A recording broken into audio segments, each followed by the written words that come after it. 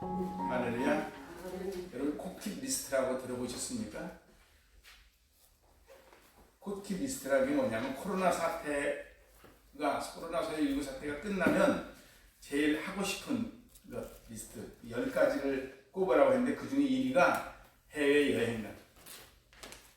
지금 국가 간의 연결 통로가 무너졌고 그로 인해서 세계 경제가 다 무너져 버렸습니다. 관광 수입으로 생활해가는 나라는 더 많은 나라가 없습니다. 또 그 개발도상국 아니면 그보다 더 하층 국가들이야말로 우리가 볼 때는 저렴하게 여행 왔지만 그들은 그 관광객들이 그야말로 나라에서 후원해 주는 거 아니라 그 주 수입원인데 그들의 삶은 정말 피폐하다고 합니다. 지난 1년간 이 코로나19로 말미암아 세계 경제가 무너졌고 국가 간 연결 통로가 막혀서 소위 여행이 다 무너진 거죠. 그런데 우리가 기억할 것은 이 모든 것들의 붕괴는 사실은 재단의 붕괴에서부터 원인을 찾을 수 있습니다. 어떤 목사님들은 그 세계 역사와 기독교 역사를 쫙 대비해서 놓으면 교회가 먼저 무너지고 어려움을 또 잘못하고 나면 꼭 경제적으로 어려움이 옵니다. 우리 국가로 놓고도 이걸 다 대비해서 분석해 놓으면 교회가 분열되거나 교회가 어려워지면 국가의 어려움이 반드시 옵니다. 오늘도 그래서 이 사순절이 시작되는 이날, 지난 수요일이 제의 수요일이라고 하는데 왜 제의 수요일이라고 그러느냐 하면은 그것은 그 수요일날 작년에 사용했던 그 사순절에 사용했던 그 나뭇잎을 태워서 그 재를 소금 탄 물에 이렇게 타서 마시는 날, 재를 마시는. 그래서 재의 수요일이라고 합니다. 그런 건 뭐 형식적인 건 그렇다 할지라도 오늘부터 사순절이 시작되는데 이 사순절이라는 말은 말 그대로 40일이라는 뜻이죠. 순이라는 게 열의 숫자의 의미니까. 그런데 왜 40일이냐면 부활절을 중심으로 부활절 전 40일인데 그 중간에 있는 주일을 뺀 40일입니다. 주일은 왜 빼느냐 하면은 주일은 작은 부활절이잖아요. 예수님의 날이라 그러죠, 주일을.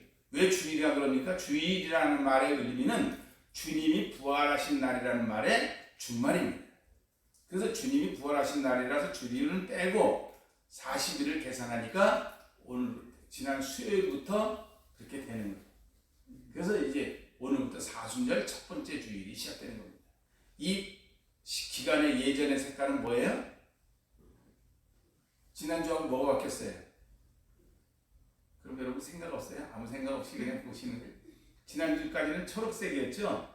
녹색, 성장을 상징하는 거죠. 주연절 후에 계속 성장을 얘기하다가 이번 주부터는 예전의 색깔이 뭐예요? 보라색. 보라색은 언제 사용하냐면 소망을 말하는 대림절 기간에 사용하고 고난을 의미하는 사순절 기간에 사용합니다. 말하자면 고난과 소망은 하나예요. 우리는 고난을 겪지만 그 고난을 단순히 고난 속에서 넘어지는 것이 아니라 소망을 바라보는 거죠. 십자가를 지러 예수님이 올라가지만 십자가로 끝나는 것이 아니라 십자가 너머에 부활을 바라보면서 십자가를 지러 올라가는 거죠. 오늘도 우리가 고난을 생각하며 순종을 생각하며 여러 가지 어려운 이 경건과 절제를 생각하지만 그것은 절제에서 굶고 고난을 당해서 어려움에 그치는 것이 아니라 그 너머에 풍요로움과 강건함과 생명을 바라보는 소망이 곁들여 있는 거죠. 그러나 대림절 기간은 고난의 시간이지만 소망이 좀 더 큰 것이고 이 사순절 기간은 소망을 바라보지만 고난이 더 방점이 찍히는 거죠. 그래서 이 고난의 기간, 사순절 기간을 우리는 단순한 인간적인 노력이나 단순한 고행으로 그치는 것이 아니라 소망 가운데서 아름답게 살아가는 성령의 도움으로 살아가는 우리가 되실 수 있길 바랍니다. 그것이 빠지면, 성령의 도우심이 빠지면, 인본주의적이 되어버리면 고행이 되어버리고 말아요. 그 구교, 천주교가 넘어지고 타락하게 된 이유 중에 하나도 고행으로 빠져버려서 그런 거예요. 그래서 마틴 루터가 고행을 하다가 아무래도 이거 아니에요. 그래서 종교개혁을 하게 됩니다. 그 그 전까지는 그가 가톨릭의 수사였거든요. 그래서 수사로서 고행으로 구원을 얻는 길을 찾아가다가 그 로마 베드로 성당을 무릎걸음으로 계단 올라갑니다. 여러분 계단 걸어 올라가는 것도 힘든데 무릎걸음으로 올라가는 게 얼마나 힘들어요. 무릎걸음으로 올라가고 금식하고 그래도 구원에 참된 기쁨이 없어요. 그러다가 로마서 1장 17절 말씀, 오직 의인은 그 믿음으로 말미암아 살리라. 그래서 군형이 무릎걸음으로 올라가다가 떨쳐 일어나서 정경에게 기치를 들게 됩니다. 오늘도 우리가 이 고난의 시간을 지날 때 단순한 인간적인 고난, 인간적인 고행에 그치면 뭐 안 하는 것보다 나을는지 모르지만 큰 의미가 없습니다. 오히려 헛고생이 될 수도 있어요. 젊어 고생은 사사한다지만 잘못된 고생을 하면 오히려 삐뚤어지게 형성되는 것처럼 신앙의 올바른 정도가 왜곡될 수 있습니다.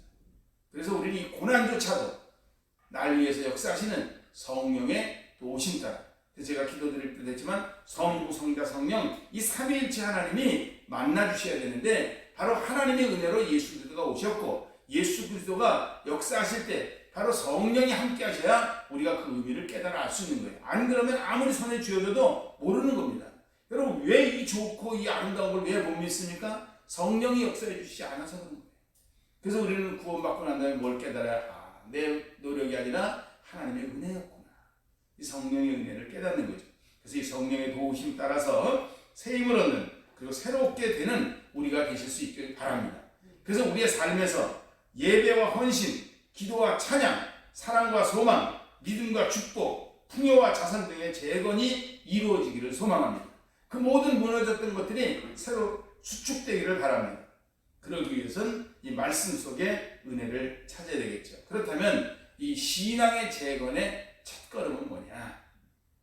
첫걸음 뭐예요? 주님의 재단으로 가까이 나아가야 합니다.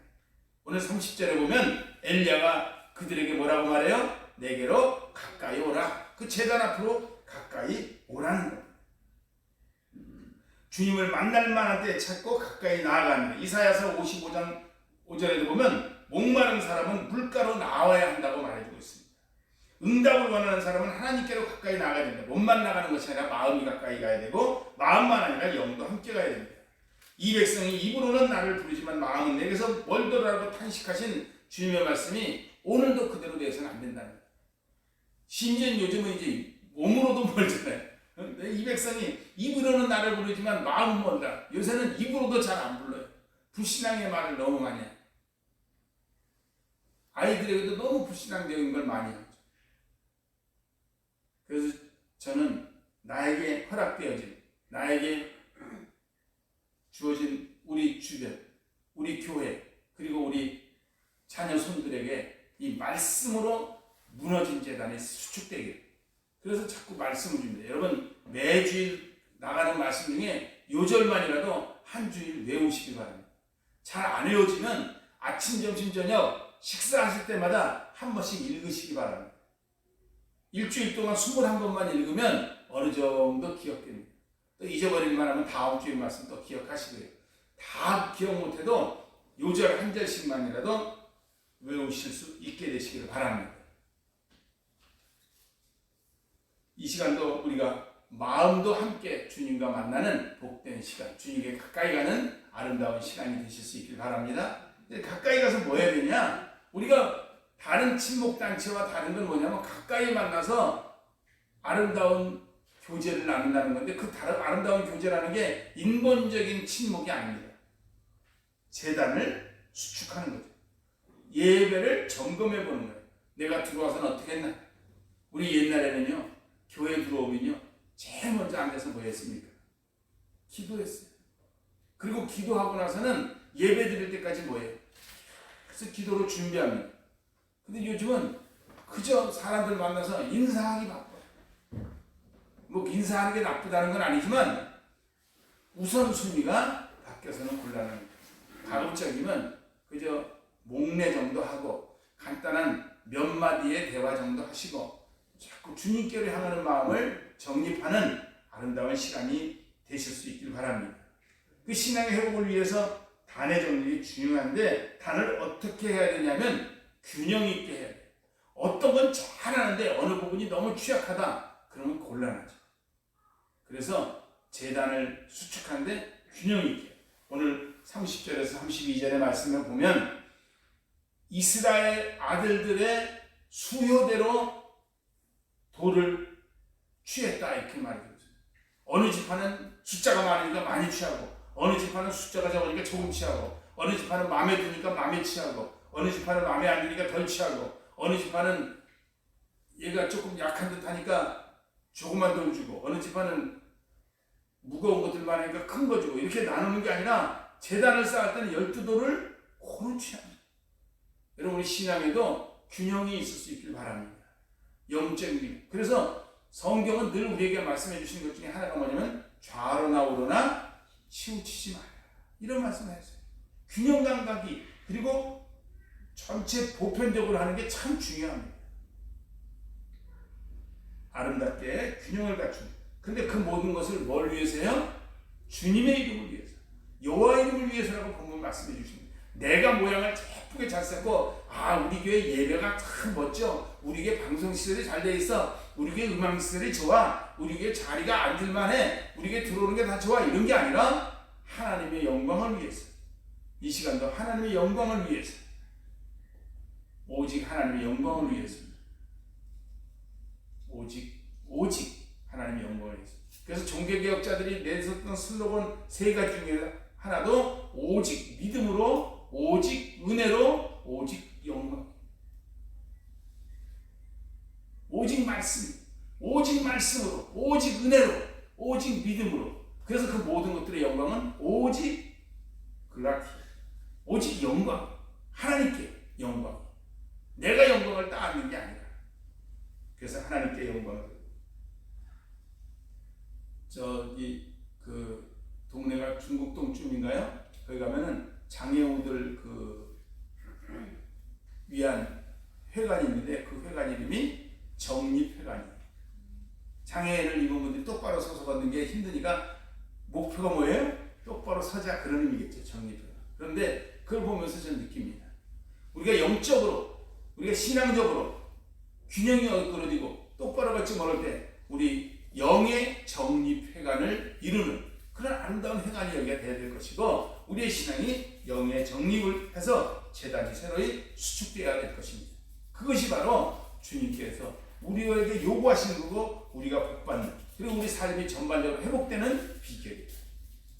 재건이라는 말의 의미 속에는 옛날에는 건설되어 있었다라고 하는 말이 내포되어 있겠죠. 한때는 잘 나갔어, 한때는 신앙생활을 잘했다, 한때는 기쁨과 은혜가 충만했다. 하지만 지금은 아니다가 아니라 지금도 그날을 다시 소망하면서 회복되기를 원한다. 그리고 하나님은 그 회복되는데 우리에게 동참하기를 원하십니다. 그래서 우리가 여기에 함께 들어가야 됩니다. 오늘도 우리 이 신앙의 재단이 아름답게 회복되실 수 있게 되시길 바랍니다. 요즘 부동산에 그런 말이죠. 똘똘한 한 채, 그런 말 나오죠. 숫자가 많은 것보다 똘똘한 한 채, 그런 것처럼 우리 영적으로도 남들 보기에 요란하고 뭐가 많고 이런 것보다도 한 번을 듣더라도 알차게. 저희가 신학교 다닐 때 설교학 시간에 그 설교학 교수가 그런 말이에요. 한국교회 목사는 설교를 너무 많이 하기 때문에 많이 하다 하니까 그 말씀이 지쳐서 진이 빠진 말씀이 나온다는 거예요. 좀 줄여야 되는데. 그래서 그때는 더 많았죠. 요즘도 적은 건 아니지만 주일 낮에, 그때는 저녁에, 수요일에, 새벽에, 금요일에, 구역예배에, 기관 모임에, 또 어디 신방에 하루에 목사가 그 설교하는 거를, 한 주간 설교하는 걸 평균 냈더니 아무리 설교를 안 하시는 목사님도 한 주에 20번 이상 하더라는 거예요. 근데 매주 20번씩 설교를 하니까 뭘 얼마나 어떻게 준비해서 뭘 나오겠냐 이런 거예요. 그러면서 하는 말이, 한 주에 한 번만 설교를 하더라도 성령의 역사하시고 은혜가 충만히 임할 그런 설교를 준비해야 돼요. 그래서 그 교수님은 이 주일 낮 예배 설교에 모든 걸 집중시키고, 그 주일 낮 예배 설교 한 말씀만 딱 먹으면 일주일 충분히 살 수 있다는 거예요.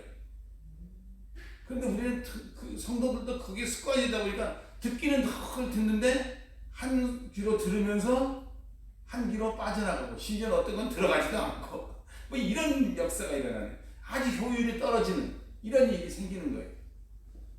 그래서 우리가 아름답게 새롭게 힘들지 않게 그러나 기쁘고 충만하게 이 아름답게 제단이 회복되는 우리가 되실 수 있게 되기를 바랍니다. 그리고 이 제단에는 필수적으로 제물이 드려져야 돼요. 제단이 있다가 하면 제물이 드려요. 이때가 여러분 가난하고 가뭄이 굉장히 3년 6개월 지속돼서 먹거리가 없을 때입니다. 아니 나 먹을 것도 없는데 제단에 드릴 게 어디 있어요. 그런데 오늘 보니까 제물을 드립니다. 예수님도 산상수훈에서 마태복음 6장 21절에 보면 내 보물이 있는 곳에 내 마음이 있느니라 그랬어요. 우리 여러분 엥겔지수라는 게 있습니다. 엥겔지수라는 것은 그 자신이 가지고 있는 경제력을 이 지수로 환산한 건데 그 엥겔지수를 보면 이 집이 문화생활하는 집인지 이 집이 경제적으로 어떤 상황으로 되어 있는 집인지 알 수 있다는 거예요. 그런데 우리가 물질을 어디에 사용하느냐에 따라 달라지는 거죠. 용사가 들었어요. 며칠 전에 지난주에 느닷없이 우리 나단이 예은이가 감사한금을 했어요. 뭐 특별히 감사할 일이 있나 보다 그랬었어요. 그런데 나중에 예배를 마치고 며느리가 간증을 하는데 꿈에 그것도 한 번도 아니고 2번씩이나 왜 감사하지 않느냐고 그렇게 호통을 치대요. 걔가 깨니까 놀래가지고 깬 거예요. 그리고 감사 안 하면 큰일 나겠구나 싶은 생각이 들고 감사해야 되겠다 생각해서 상황은 감사할 만한 그런 예물을 드릴 만한 상황이 못 되거든요. 지가 받는 수입에 애 셋 키우면서 걔네들 남 학교 다니다 보니까 다른 애들 보내는 거 안 보낼 수 없잖아요. 뭐 학원에도 보내야 되고 뭐도 해야 되고 뭐 논술도 해야 되고 수학도 해야 되고 영어도 해야 되고 영어는 지네 고모가 안 되니까 그냥 뭐 기본만 들어간다 그러더라도 뭐 국어도 가야 되고 수학도 가야 되고 또 태권도도 해야 되고 뭐 사이사이 할 게 많잖아요. 눈에 안 띄게 왔다 갔다 뭐 그러다가 조금 뭐 하려고 보면 뭐 손에 놓을 것도 없는데 뭐 뭘 하라는 얘기야. 그런데 갑자기 벼락치듯이 꿈에 그냥 야단을 맞거든. 그 주일날 감사한금을 냈어. 그 하나님의 은혜라고 저는 생각합니다. 그것 못 깨닫는 것이 문제지. 여러분 병에 걸리지 않는 것도 중요하지만 병에 걸렸는데 내가 병 걸린 걸 모르면 그게 더 큰 문제 아닙니까? 아픈데 통증을 못 느끼면 그게 제일 심각한 겁니다. 여러분 우리 아는 제일 심각한 병인 소위 한센시병, 옛날에는 문둥병 그랬잖아요. 나병. 그 병의 심각성이 뭡니까? 손가락이 떨어져 나가도 못 느낀다는 거예요. 여러분 우리가 영적으로 짓물르는데도 모르고 감사해야 되는데도 모르고 이 부분은 제가 참 설교하기가 민망해서 통 안 하는 그런 설교 중에 하나인데 여러분 우리 물질로 헌신할 줄도 알아야 돼요. 보물이 있는 곳에 마음이 있는 것이에요. 물질의 수치가 신앙의 수치를 말해줘요. 왜냐하면 마음이 있으면 사용하게 돼 있거든요. 그래서 우리 그런 예화로 목사님들이 많이 들지 않습니까? 사랑하는 사람이 온다니까 시장에 나가서 이것도 사고 저것도 사고 이것도 사고 모자란 거 저것도 하고 모자란 거 다 했는데 그 다음에 별로 사랑하지 않는 사람 그 의무감에 있는 사람이 온다니까 시장에 나가보니 이것도 물가가 비싸고 저것도 비싸고 뭐 살 게 별로 없더라고 그러지 않습니까? 그런 것처럼 우리가 하나님께 나와도 의무로 하려면 이건 이래서 못하고 저건 저래서 못하지만 기쁜 거 헌신으로 하려고 그러면 이러니까 해야 되고 저러니까 해야 되고 그러는 거 아닙니까? 여러분 이런저런 요소로 구실을 들어서 안 하기보다는 구실을 만들어서 헌신할 수 있는 여러분이 되실 수 있길 바랍니다. 그럼 하나님이 우리보다 우리를 더 잘 알아서 우리의 가는 길을 책임져 주십니다. 이것이 바로 예물을 드리는 자세입니다. 또한 그것만 아닙니다. 우리가 이 예배를 드리면서 제단을 수축하면서 재건하려면 인본주의가 배제돼야 됩니다. 여러분 바알의 제사장들은 한낮에 예물을 돌단에 쌓아서 드렸습니다. 여러분 낮에 햇볕이 장렬하게 내리칠 때 그 갈매산에 올라가 보면요 가보신 분들 아니면 거기 정말 떼약볕입니다. 거기에 돌을 팍 쌓아놨습니다. 그러면 그 돌이 따뜻할까요? 차가울까요? 잘 모르시겠으면 여름에 돌산에 올라가서 한번 앉아보시면 답이 나옵니다. 그 돌 위에다가 3년 6개월 동안 비가 안 오고 햇볕만 내리쳤으니 얼마나 대단합니까? 그리고 그 중동의 햇볕은 지금 우리의 여름하고는 비교가 안 됩니다. 애들 말로 잽이 안 돼요. 그늘에 들어가면 시원하지만 햇볕을 받는데 너무너무 뜨겁습니다. 근데 거기에다 재물을 올려놓고 그들이 몇 시간 동안 빌어도 재물이 불에 안 탔어요. 그런데 지금 엘리야는 어떻게 하고 있습니까? 철저하게 인본주의를 배제하기 위해서 제단 주위에다가 도랑을 파요. 두세야 들어갈 만큼. 두세야라 그러니까 오늘 그 밑에 분들이 뭐라고 15리터쯤 된다 그러죠. 15리터 들어가게 이렇게 팠어요. 그리고 그 위에다가 재물을 올려놓습니다. 나무를 올려놔요. 가만히 놔둬도 불이 붙게 생겼어요. 그러니까 어떻게 해요? 거기다가 물을 봅니다. 물을 몇 번 부어요? 한 번, 또 한 번, 한 번에 4통씩 3번을 붓습니다. 12통을 들이고요. 재물과 그 재물을 불태울 나뭇가지에다가. 여러분, 나뭇가지에 물 부으면 불이 붙어요? 안 붙어요? 재물에 물이 있으면 불이 붙겠어요? 안 붙겠어요? 그리고 그것도 한낮이 아니라 언제? 저녁 때. 여러분, 해거름에 이제 장렬하던 태양이 뉘엿뉘엿 기울고 햇볕은 사라지고 사방은 물에 채워져 있고 위에 재물은 물에 축축하게 3번이나 벗어 젖어 있고 흘러넘칠 정도가 됐습니다. 바로 이것은 뭡니까?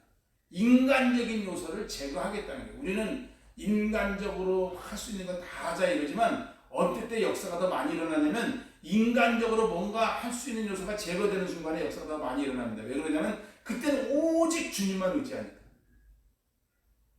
그러다 보면 역사가 더 많이 일어나는 거예요. 근데 자꾸 주님만 의지하는 게 아니라 뭔가 내가 할 게 생기면 잘 안 해요.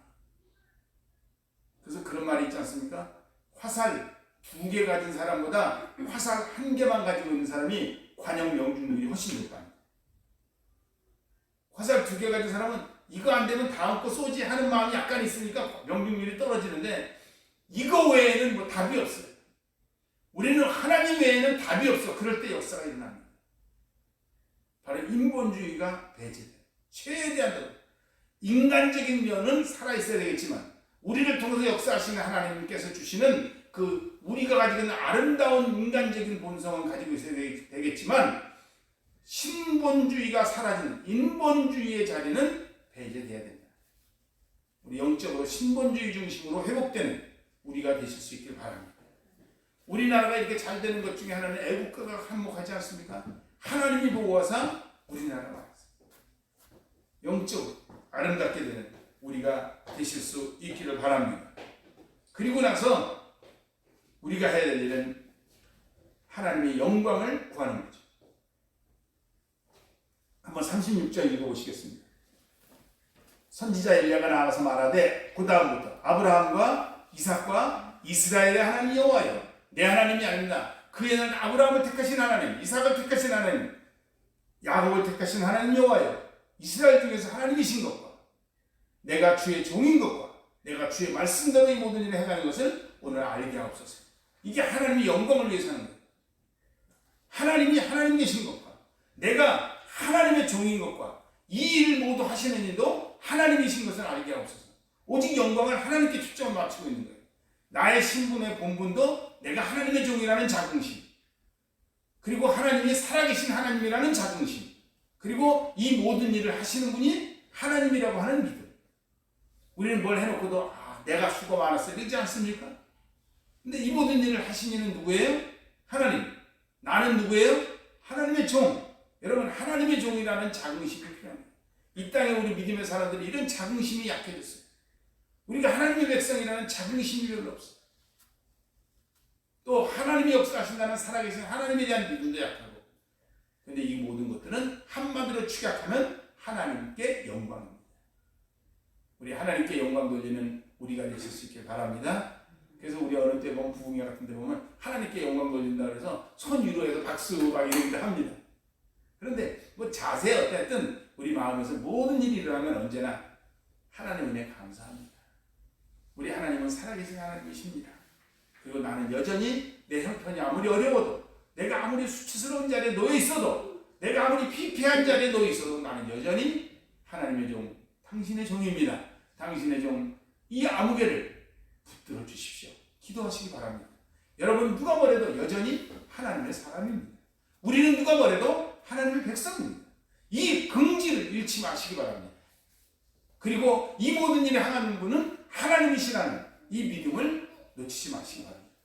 이것이 바로 아주 중요합니다. 인본주의 배제에 따라서 그것을 끝날 것이 아니라 살아계신 하나님, 내가 하나님의 종, 그리고 행하시는 하나님, 그 하나님에 대한 영광을 나타내는 우리가 되실 수 있기를 바랍니다. 그리고 나서 기도해.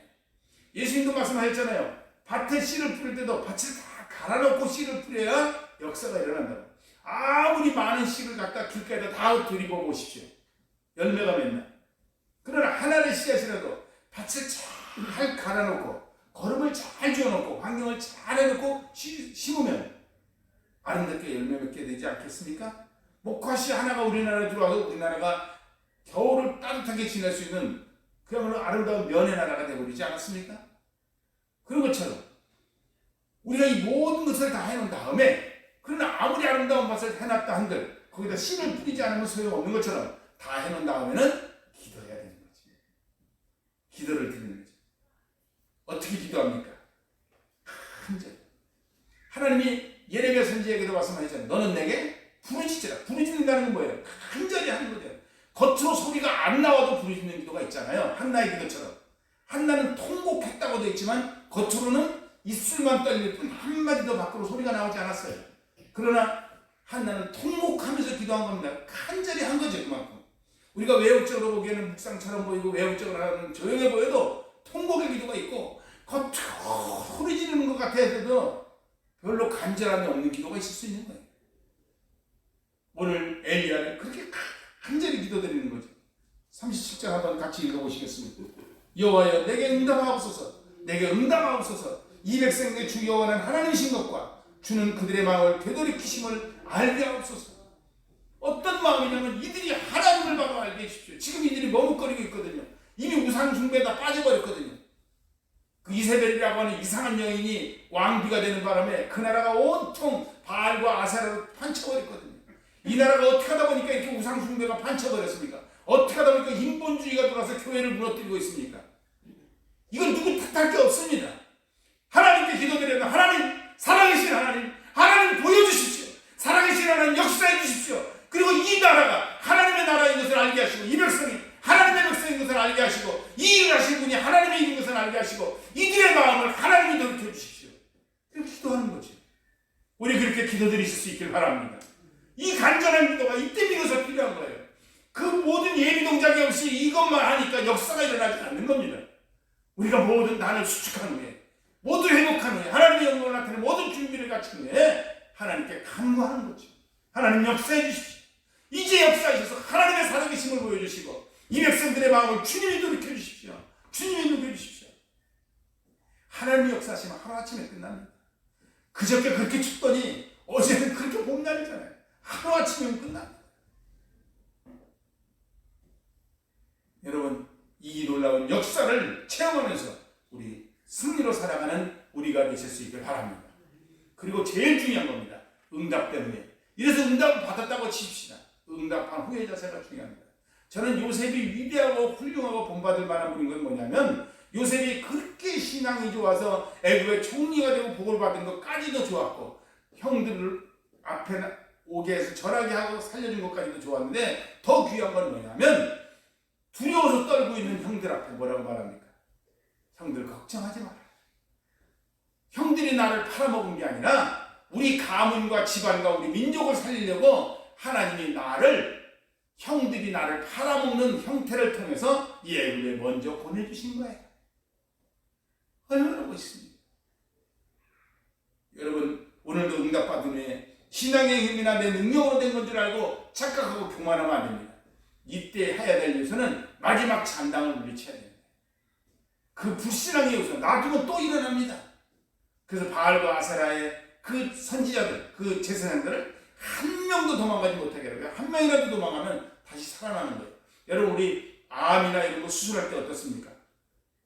암균이 하나라도 남아있지 않게 요만큼 감염된 것 같아 보면 이만큼을 절제하지 않습니까? 그리고 나서도 또 항암 치료받지 않습니까? 방사선 치료하지 않습니까? 그것도 한두 번에 하지 않고 뭐 10번에 걸쳐서 하지 않습니까? 그리고 몇 년에 걸쳐 하지 않습니까? 치료받아보신 분들은 압니다. 영도 마찬가지입니다. 우리가 응답받고 회복된 후에 이제 해야 될 일은 이 수축해야 될 건 제거해놓은 재단이 다시 무너뜨려질 수도 있을 만한 요소를 제거해야 돼요. 다시는 우리 재단이 무너지지 않도록 제거해내는 것을 아름답게 살아가는, 그래서 하늘나라 가는 날까지 복되고 아름답게 건강한 재단에서 복되고 아름답게 건강하게 예배드리라, 아름답게 행복하게 살다가 주님 품에 들어가는 우리가 되시기를 바랍니다. 아멘. 기도드리시겠습니다.